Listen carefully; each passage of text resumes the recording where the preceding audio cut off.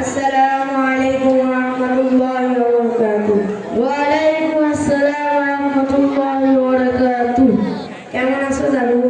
আলহামদুলিল্লাহ ভালো আছি। দাদু কোথায় যেন যাচ্ছ মনে হচ্ছে? দেখছো না গোসল করতে যাচ্ছি। দাদু তুমি কি জানো গোসলের কয় ফরজ? আগে তো পড়েছি গোসলের 4 ফরজ। আমাদেরকে একটু পড়ে শোনাও। গোসলের 4 ফরজ। 1 নম্বরে বালতি ভরা গরম পানি, 2 নম্বরে গামছা, 3 নম্বরে লুঙ্গি, 4 নম্বরে সাবান।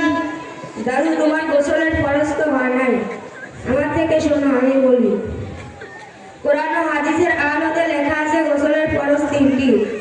গোসলের 3 ফরজ: 1 নম্বরে ভালোভাবে কুলি করা, 2 নম্বরে নাকে পানি দেওয়া, 3 নম্বরে সমস্ত শরীর ভালোভাবে ধৌত করা। আহারে নাতি, তুমি কোন মাদ্রাসায় পড়ো? আমি মদিনাতুল উলুম হাফিজিয়া মাদ্রাসা ও নুরানি কিন্ডারগার্টেনে পড়ি। আমার তো 2টা নাতি আছে, একটার বয়স 8 বছর, একটার বয়স 10 বছর। ওদের কি মাদ্রাসায় ভর্তি নেবে? হ্যাঁ, আগামীকাল সকালে মাদ্রাসায় নিয়ে আসবেন, এসে বড় হুজুরের সাথে দেখা করবেন। ভালো থেকো নাতি। আচ্ছা দাদু, তুমি আমার জন্য দোয়া করো।